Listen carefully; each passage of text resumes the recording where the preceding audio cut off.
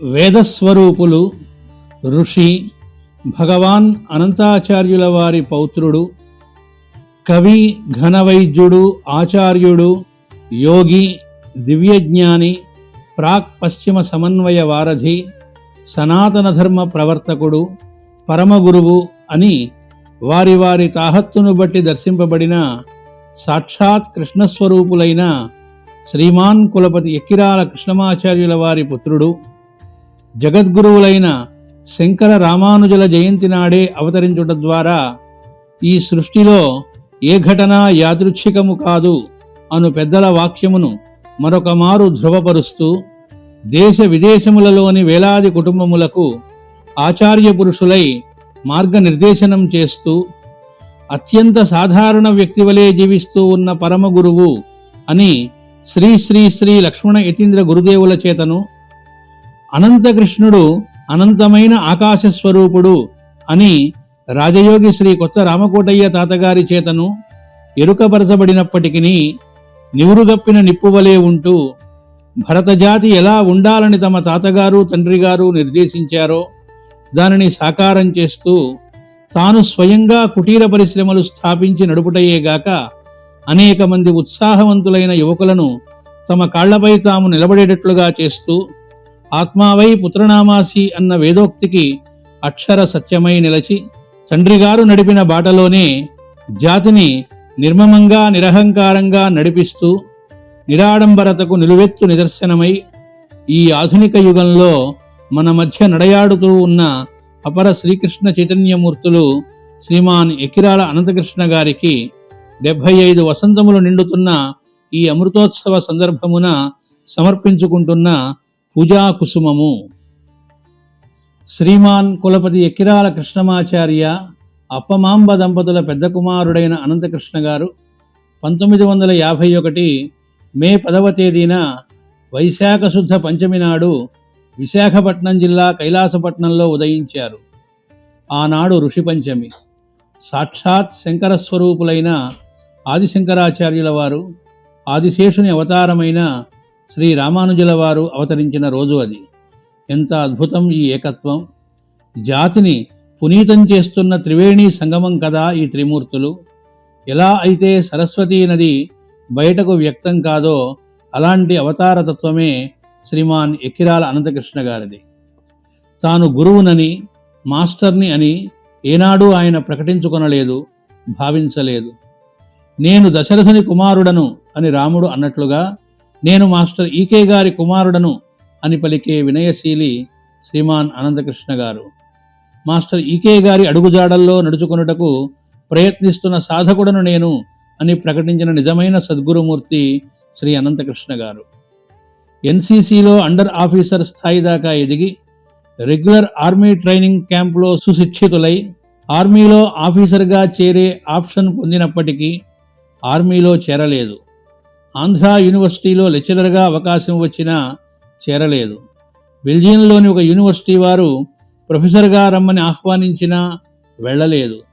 నా పిల్లలు ఉద్యోగం చేస్తే నా ఉద్యమంలో నేను ఫెయిల్ అయినట్లే అని పబ్లిక్ ప్లాట్ఫారం మీద ప్రకటించిన మాస్టర్ ఈకే గారి ఆలోచనకు అనుగుణంగా ఏ ఉద్యోగంలోనూ చేరక తండ్రిగారి ప్రణాళికకు తమ జీవితాన్ని అంకితం చేసిన సర్వసమర్పకులు శ్రీ అనంతకృష్ణ గారు.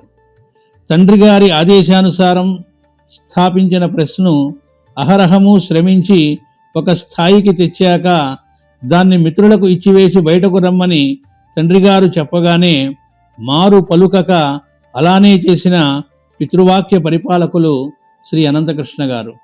మాస్టర్ ఈకే గారి దేహత్యాగానంతరము భూప్రదక్షిణ యాత్రకు పాశ్చాత్య దేశాలకు వెళ్ళినప్పుడు మాస్టర్ ఈకే గారి సక్సెసర్ ఎవరు అని అక్కడి వారు అడుగగా ఈ ప్రశ్న నాకు ఎప్పుడూ తల ఎత్తలేదు, ఎత్తదు కూడా. కారణం ఆయన నాకు ఎప్పుడూ ఉన్నారు. నిజానికి గురువు అంటే ఒక దేహం కాదు కదా అని చెప్పిన నిజ గురు భక్తులు శ్రీ అనంతకృష్ణ గారు. పాశ్చాత్య బృందం ఒకమారు శ్వేతద్వీపం మాస్టర్ గారి ఇంటికి వచ్చి మీ అమ్మగారు మీ దగ్గరే ఉంటారా అని ఆశ్చర్యపోతూ అడుగగా లేదు, మా అమ్మగారి వద్ద మేము ఉంటున్నాము అని బదులిచ్చిన మాతృభక్తి పరాయణులు శ్రీ అనంతకృష్ణ గారు. సరస్వతీ స్వరూపులైన భగవాన్ అనంతాచార్యుల మనుముడైన అనంతకృష్ణ గారు చిన్నతనం నుంచి తాతగారి వద్ద విద్యను గరిపారు. పసిప్రాయం నుంచే క్రమశిక్షణ, నిర్భీతి, స్వావలంబనలు అనంతకృష్ణ గారికి తాతగారి నుండి అలవడినాయి. నిత్య జీవితంలో ఆయన చేసే పనులు ఒకే క్రమంలో ఉంటాయి.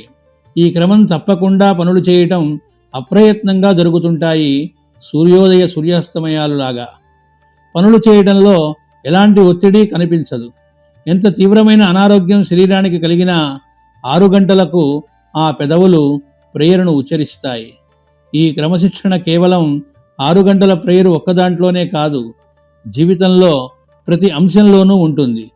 గదిలోంచి బయటకు వెళ్ళేటప్పుడు లైటు, ఫ్యాను ఆపటం, బ్యాగ్లో ఎక్కడ ఉండే వస్తువు అక్కడే ఉంచటం, వస్తువు వాడాక మళ్ళీ యథాస్థానంలో పెట్టడం, తువ్వాలు బట్టలు రోజు ఒకే చోట ఆరేసుకోవడం, భోజనం చేశాక కంచంలో తుక్కు బుట్టలో వేసి కంచం ఆరిపోకుండా నీళ్లు పోసి పెట్టడం, ఇలా చేసే ప్రతి పనిలోనూ అది చిన్నదా పెద్దదా అనే తేడా లేకుండా ప్రేయర్ యందు ఉండే శ్రద్ధ కనిపిస్తుంది.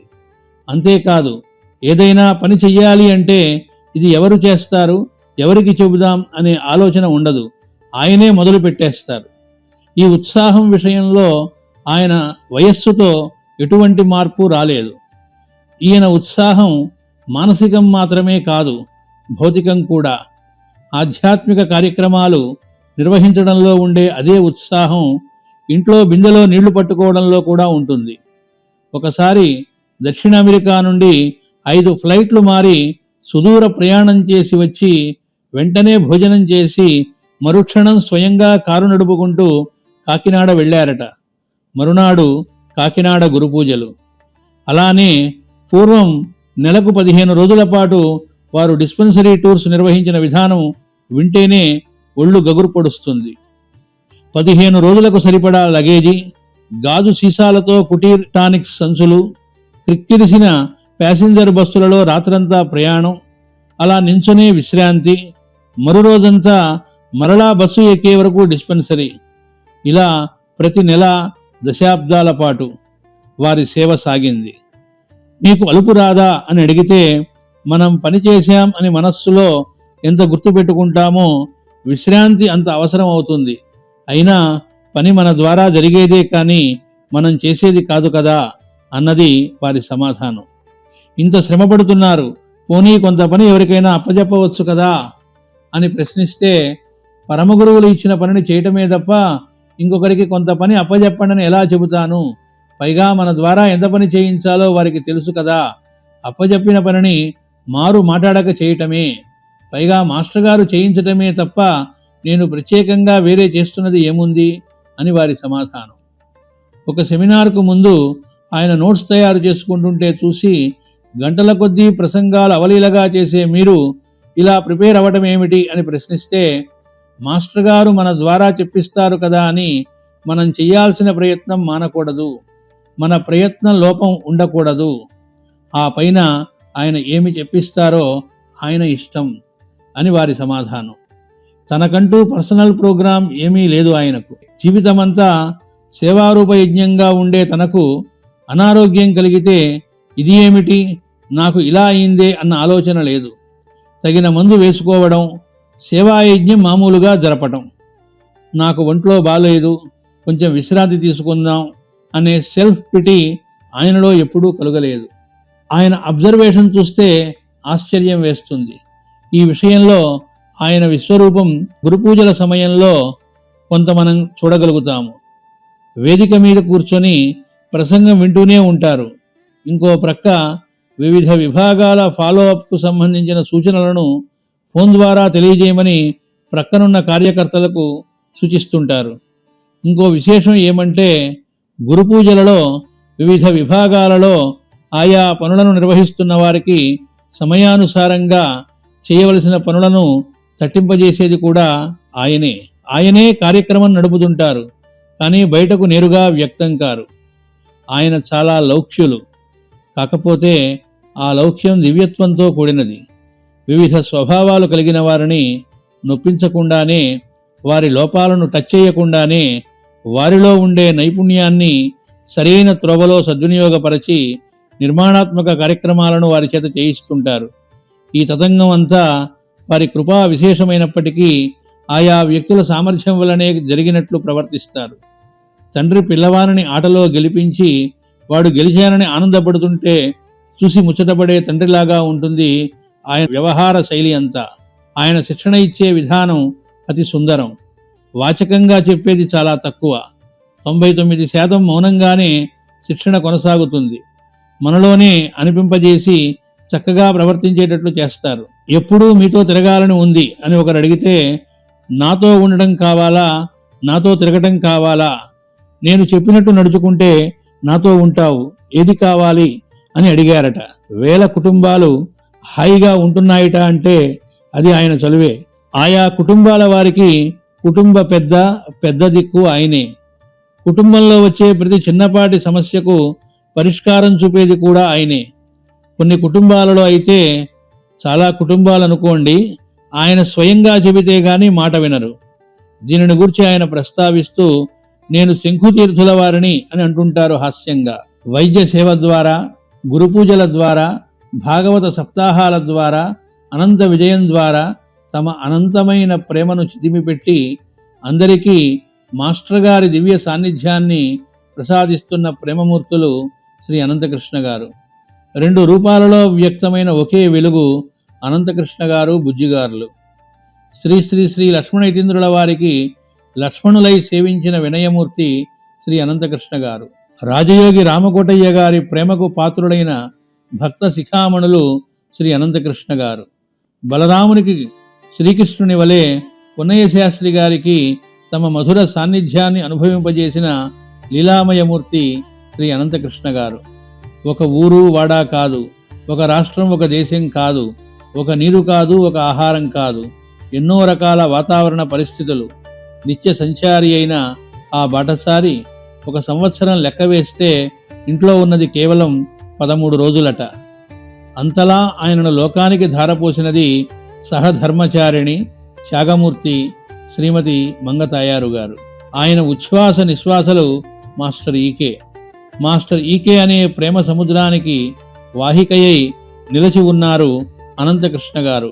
నాకు సమర్పణ చెందిన వారిని నా అంతట వారిని చేస్తానన్న మాస్టర్ సివివి గారి ప్రతిజ్ఞకు నిలువెత్తు నిదర్శనం మాస్టర్ ఈకే. ఆ నిదర్శనాన్ని మరొక మారు దర్శనం చేయిస్తున్న అపర సుకులు శ్రీ అనంతకృష్ణ గారు. వాసుదేవ.